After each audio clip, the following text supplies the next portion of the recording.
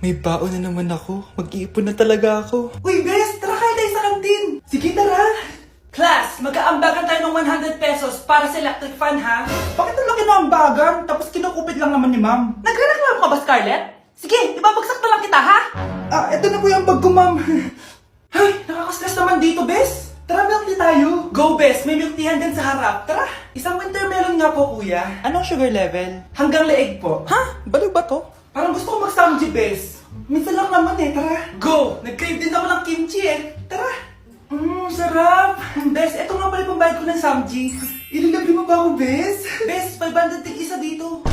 500? Eto po yung bill nyo, ma'am. Kuya, di ba unlimited naman dito? Pwede siya na lang magbayad pero dalawa kami kakain. Hindi. Bawal dito yun, ma'am. Wala na akong pera, 20 na lang to. Ma'am, try mo yung sitaw na app. Pwede kang kumita ng pera doon. Ang kailangan mo lang ay cellphone at internet. Bali, magiging reseller ka nila at sila na din ang magpa-provide ng mga product. Tapos, kapag may bumili sa'yo ng product, doon ka pala maglalabas ng pera at may commission pa yon. Pag sign up ka na sa sitaw, ma'am, ito yung referral code ko.